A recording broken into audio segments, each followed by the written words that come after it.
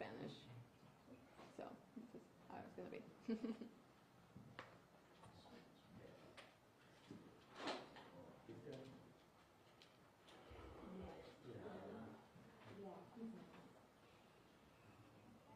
Hey, I just want to make sure you guys are rolling.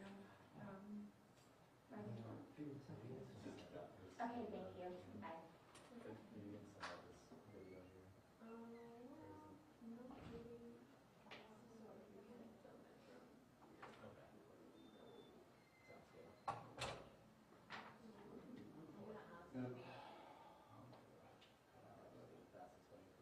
thank you.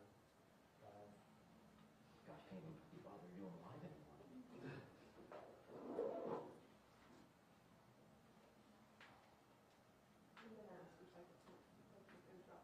Oh, awesome. Just think you're going to airdrop this to us, or? Yes, yeah, if I get approval, I'll drop it to everyone, but not to us.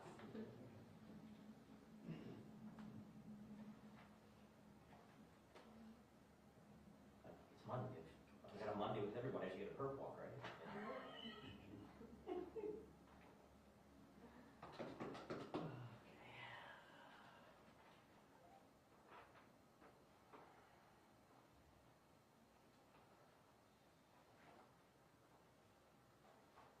Can't get anything.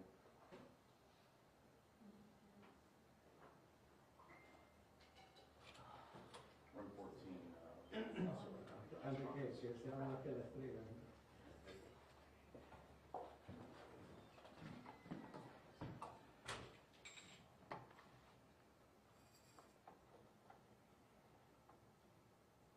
Hello, everyone.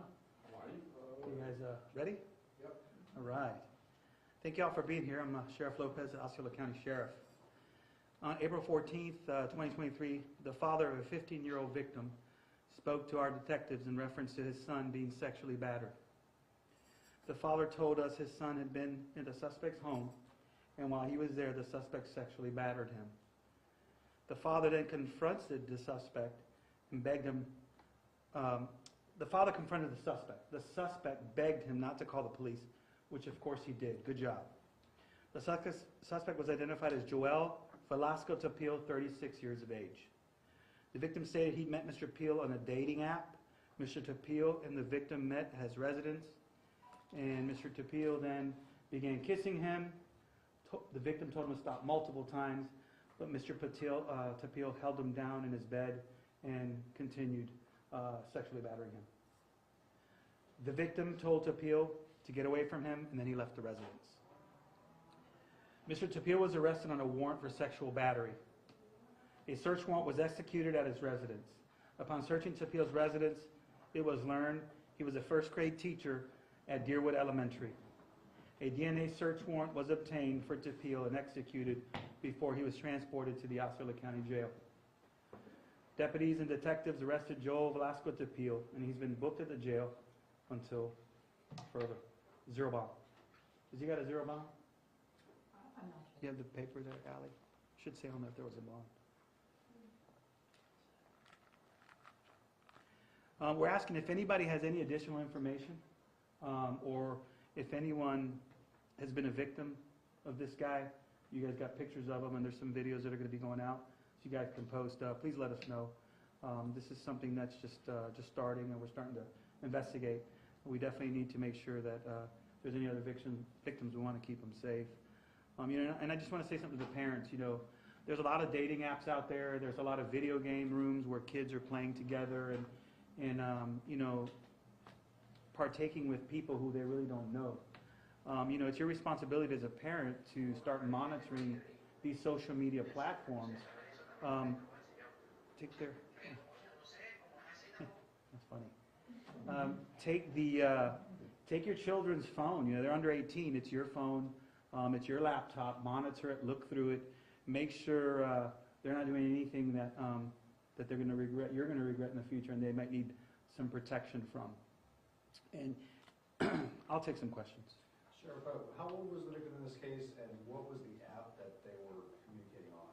He was 15 years old, and it was an app called Grindr.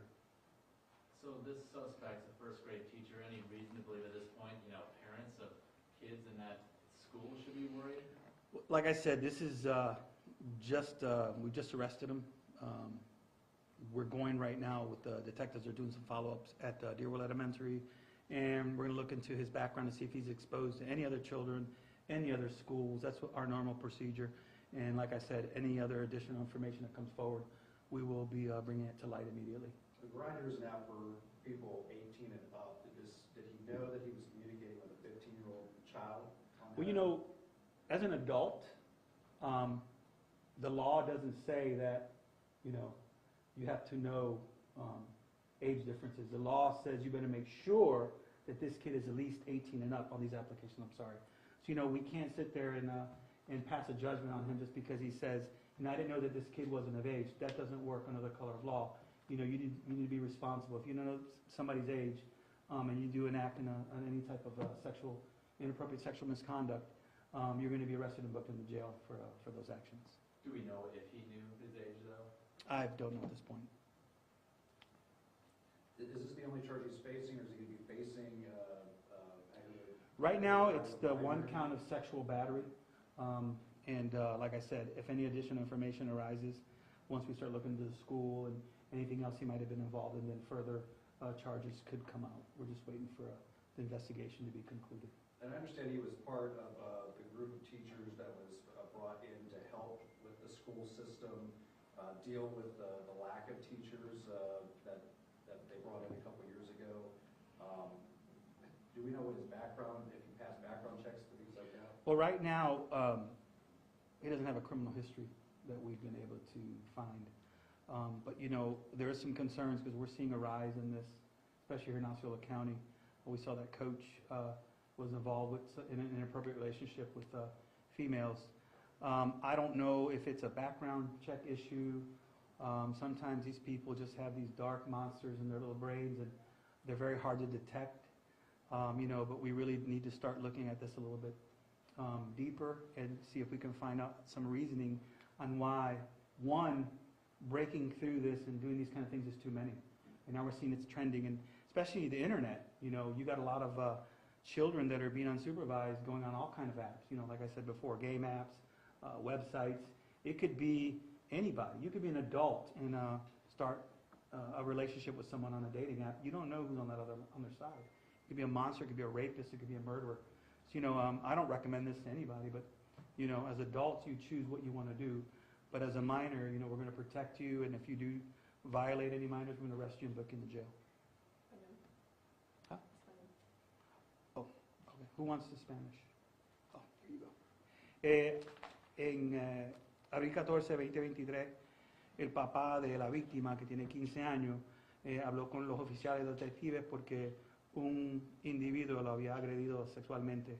El papá fue a la casa a confrontarlo y llamamos a la policía.